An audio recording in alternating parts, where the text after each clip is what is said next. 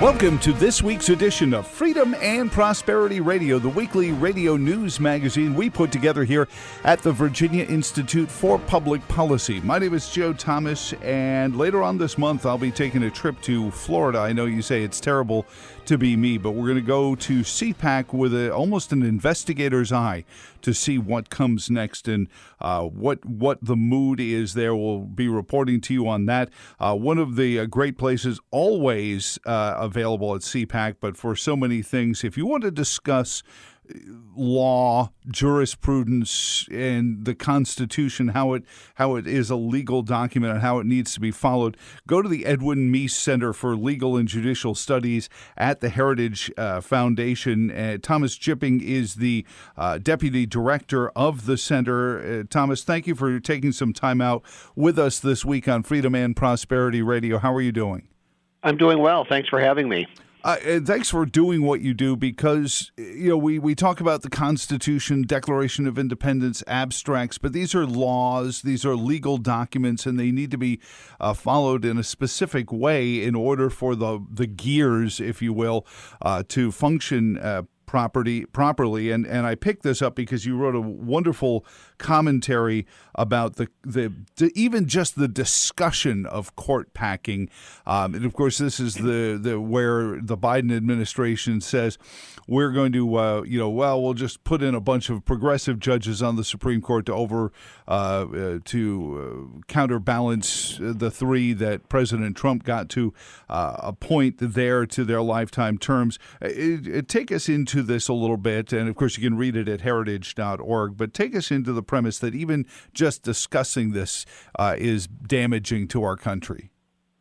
Well, you got to begin first with the fact that America's founders designed our system of government to work a particular way. And I emphasize the word designed because, the different pieces of it, the different principles that it's based on, they are designed to work together. And anybody who follows a set of instructions or a recipe or a blueprint knows that if you change the design, you're going to end up with something different. Mm-hmm. And America's founders designed our system of government, first of all, to limit government. And they did that in several different ways, but one of them is they separated government power into three branches. When you separate it, you limit it. And then they also, of course, we have a written Constitution. The Constitution is simply the rules that we set for government. So when we're talking about the judiciary and how to treat it and the powers of the president or the Senate in the process of appointing judges, we have to consider them within that context. We have to measure them against the way the system was designed to work. Another part of the design for the judiciary is its independence. That's a critical word. Mm-hmm. We have the Declaration of Independence that listed the reasons why we broke from Great Britain. On that list is judicial independence. The fact that the judiciary has to be separate and protected from manipulation by the political branches. That's what court packing is. It's not just presidents filling up judicial vacancies as they come along. That happens all the time.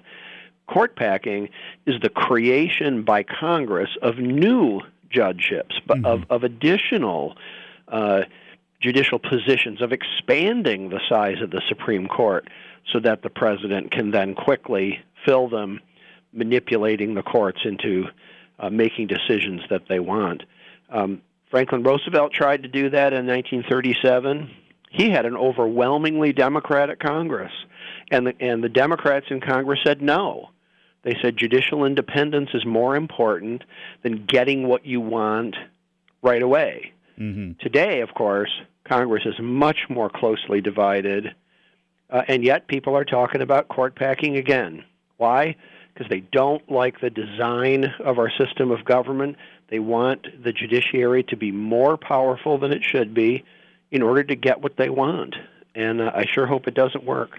Well, let me ask you this, Thomas, and this is usually the first place any of my progressive friends go when I push back on the idea of court packing. Well, there's nothing in the Constitution that says it has to be 9 justices, and it doesn't actually say how many justices it could be. The Constitution also doesn't say it should only be 435 members of the U.S. House of Representatives either.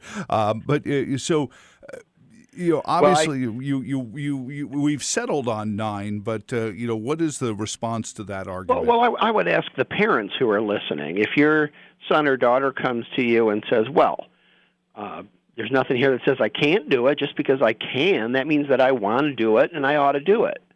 I know what my parents said to me: just because you can, and just because there's no law against it, doesn't mean that it's not a dangerous idea. The fact is, looking at the Supreme Court's had 9 justices since 1869.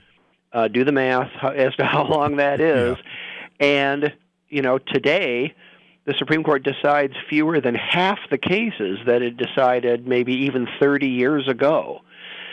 Traditionally, when Congress decides how many positions, ought to be on different courts around the country, and they do have the authority to determine that, but they've always done it in the past on the basis of the administrative needs of the courts. Do they need more judgeships? Mm-hmm. Do they need more judges in one place or another? And if they don't, let me tell you, the wrong reason to decide how many judges we ought to have is a political agenda to get what we want out of the courts. Mm-hmm. There's absolutely, I haven't heard a single person on this planet argue that the Supreme Court needs more than 9 justices. In fact, there's no even state Supreme Court in the country that has more than 9 justices, and most of them have less. So the only reason to expand the Supreme Court is to try to stack it with judges who are ideologically to the left in order to make the Supreme Court produce politically correct decisions. I'd rather the court be judicially correct and fill vacancies the way it was designed to work rather than sort of a political hostile takeover of the courts. Thomas, one of the things that it strikes me when we talk about judicial independence and people roll their eyes and say, well, they're appointed by partisans, but their term is beyond that of the partisans that appoint them. And maybe the arrogance of the American left right now is this belief that the conservative mind won't ever win the presidency ever again, so we'll pack the court one last time, and that's it. Sine die, as we say here in Virginia. That's the last time we hear of these nasty little Russell Kirk advocates, and they can just go off to a book club somewhere. Because otherwise, the next conservative could just come along and do the same thing, right? Well, sure. I mean, it's a poor argument to say if it's not one extreme, it can be the other extreme. We have more options than simply, as you had said before, the Constitution dictating the number of justices, or all bets are off and we can have as many as we want, or we can have more options than just, yes, our elected representatives, the President and the Senate, are involved in appointing judges, but the other, so therefore, it can be as political as we want it to be. No. One very important part of the judicial independence equation is that because federal judges do not have limited terms, judges themselves decide when vacancies occur. More than 3/4 of the vacancies that happen in the federal judiciary happen because judges choose to retire. They decide when a vacancy occurs that the president then gets to fill. Court packing takes that responsibility and gives it to the political party that controls the White House and the Senate. You see, it's a layer of independence. It's a barrier that minimizes the ability of the political branches to manipulate the judiciary. Everybody knows what's going on here. Court packing was suggested by Roosevelt for the same reason it's being suggested today. He didn't like what the Supreme Court was doing at that particular time, so he wanted to remake the Supreme Court in his own image. and that's what the left wants to do today. I think the design our founders gave us is a good one. We ought to have a little bit of patience and take as much of the politics out of the appointment of judges as we can. Roosevelt still got his way. Yeah. He appointed 8 justices out of 9 in just 6 years. Congress didn't have to create new positions. He got to fill those vacancies the old-fashioned way when the justices chose to retire. Just keep getting reelected. Well, so I think that's the way our system was designed, and that's what we ought to respect. Mm-hmm. And I hope people defend our system of government because that's what's being tested today.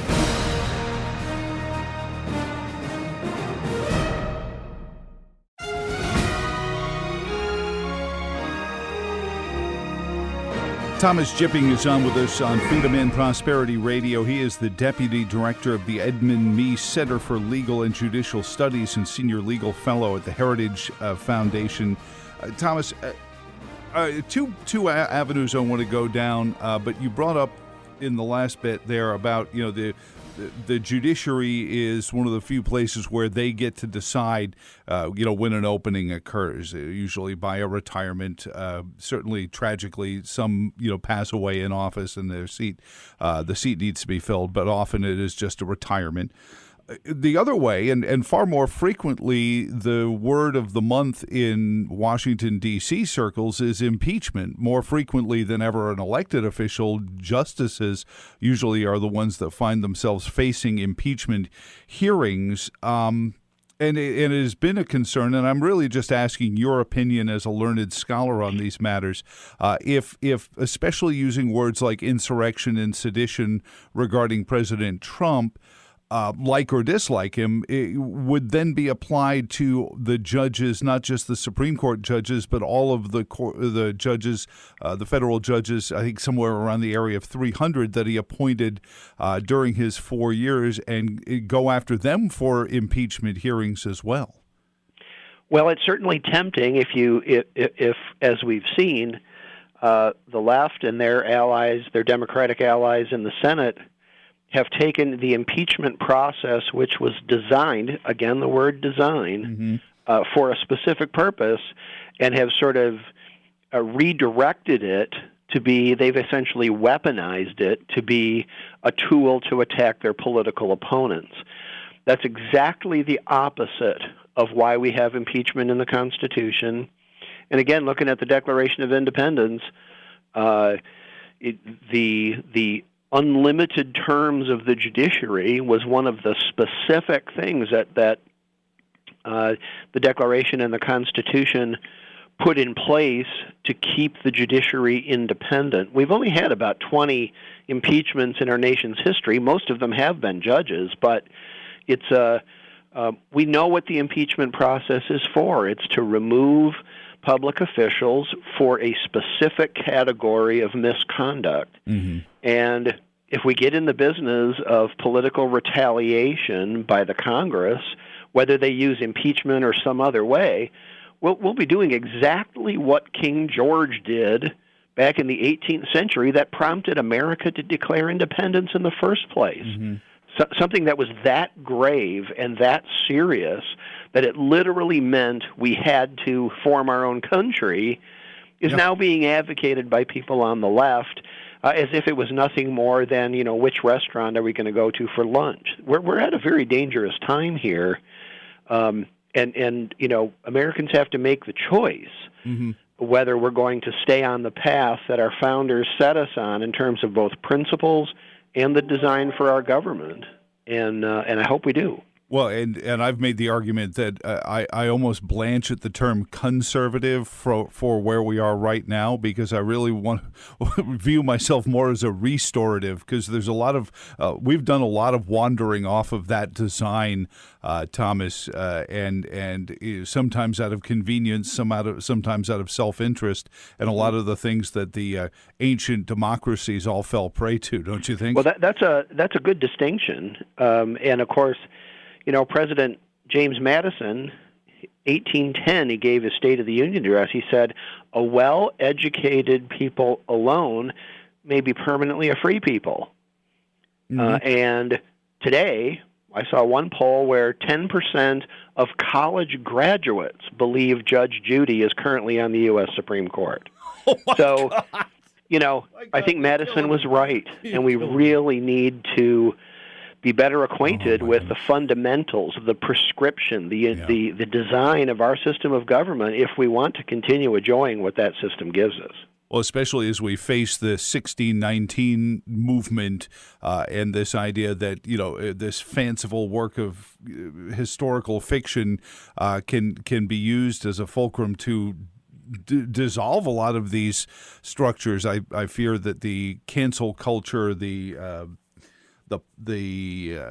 guilt by association crowd is going to say that, Jefferson was a racist because he owned slaves, so we got to tear up the Declaration of Independence, and everything that happened after it, like some sort of bad science fiction movie, is gone. Instead, what we ought to be doing is celebrating the fact that even though, for example, the institution of slavery existed at the time our Constitution was written, the principles put in the Declaration and implemented by the Constitution were so remarkable and so important that they planted the seeds for the abolition of slavery. Well, and that's what we ought to be celebrating. And when, just look at the original draft of the Abuses and Usurpations, the longest and perhaps most eloquent rebuke of slavery in general is there. I mean, it's stunning. That's our real history is fascinating, interesting, and complex enough. We don't have to come up with fiction. This is true. Let's deal with the history that we have, enjoy it, embrace it, improve it, and stop playing games with it. Thomas, you mentioned judicial independence, and there's another player in the world of judicial independence that I don't think was there or certainly wasn't as preeminent as it is today. Back when the Constitution, 1789, and that is the media, and I mean more in terms of the civilian media and judges. We see it in John Roberts' decisions and discussions over rulings. We see it on lower court levels as well, where judges are no longer anonymously independent. They will, make a ruling on something, and then all of a sudden half the internet is ablaze with their home address and where their wife and children go to school and work. And with under the hashtags of protest now and doxing has become a thing of the internet. Can we get an independent judiciary in a world where a judge has to be concerned on, what I rule is going to wind up, putting my family in peril? Yeah, that's a new dimension to that, which whether you're talking about whoever the target is, whether you're talking about judges or elected officials or whatever, if the objective is personal attack and intimidation and coercion, that always goes too far. Mm-hmm. We do have a tradition in our country of not only citizens but the media evaluating, critiquing the decisions of judges, the decisions of our Supreme Court. Sure. I think it was Justice Felix Frankfurter wrote an article where he said, that's one of the only opportunities that people have to address what the courts do, and the courts can benefit from that. But when it crosses the line to coercion and intimidation and threats to individuals, to the people involved, I don't care whether you're talking about a boycott of Chick-fil-A or a critique of the Supreme Court, that always goes too far. Mm-hmm. And frankly, we ought to have zero tolerance for that kind of thing in a free society if we want to keep the great country that we have. That's the best point, is the zero tolerance of that kind of behavior. Because it's one thing to disagree, but to say, I don't want to debate, I just want to deny your place in the square is I mean, crazy. what was I think it was attributed to Benjamin Franklin. I may disagree with what you say, but I will defend to the death your right to say it. That's Voltaire, actually. We got to return to that. That goes back before the United States. That's Voltaire. Okay, well, there you go. We got to return to that instead. Today, it's if I disagree with what you say, I will eliminate your right to say it. And, there's plenty of regimes and plenty of dictators around the globe throughout history that have done that, and we know how that turns out. Yeah, and it's bloody. It's hard to get out of once we're in it, and that's one of the claxons we try to call here. Thomas, last one for you, and this goes back to the court packing, which is where we started. This is the other part of this where I believe the progressive left has a campaign to almost create super legislators in gowns. There's been so little actual legislation since, I think, 2009 that have come through Congress. Most of it has been funding for agencies and or basing on judicial rulings and then just saying, well, that's law now. We have super legislators that are called judges now, and the progressive left seems to be happy with that scenario rather than doing the heavy lifting themselves. Is there some way we can put that genie back in the bottle? Well, it gets back to the design of our system of government. You don't know. You have no basis for evaluating, let's say, an employee or a contractor who's working on your home if you don't have an idea of what they're supposed to do. Mm-hmm. What's their job description? You start with that, and then you can look at job performance. Well, there's a lot of confusion about what judges are supposed to do. That's where we need to start. And why it's important for judges to follow that prescription, to follow that design. Mm-hmm.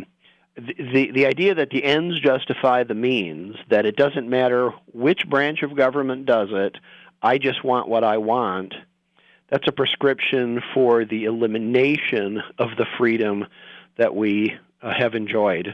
We said at the top that, our founders designed our government to follow certain rules, to be structured in a certain way. The Declaration of Independence says when you form a new government, you have a foundation of principles, mm-hmm. and you structure the powers in a certain way. And the pressures that we're seeing today blurs all of those lines. It just lumps government power into one bucket, and it says, just give me what I want. Mm-hmm. And like I said, there are many countries, many regimes, many dictators around the country or around the world who do it that way. I wouldn't want to live there. Yeah, Freudian slip, I think, Tom. We need to get back to the design of our government. And it's beautiful. Again, everyone should go to Heritage. It's in the court section in commentary. Court packing threat puts two branches of government at risk. Thomas, thank you so much for your visit this week on Freedom and Prosperity Radio. We deeply appreciate it. And, of course, this will go up as a podcast on our YouTube channel later on. But thank you so much and have a wonderful weekend. I'm glad to do it. Thank you very much. Coming up next, Anthony Watts from the Environment and Climate, Senior Fellow for Environment and Climate at the Heartland Institute on the Keystone XL pipeline and the environmental executive orders of the Biden administration. Next on Freedom and Prosperity Radio.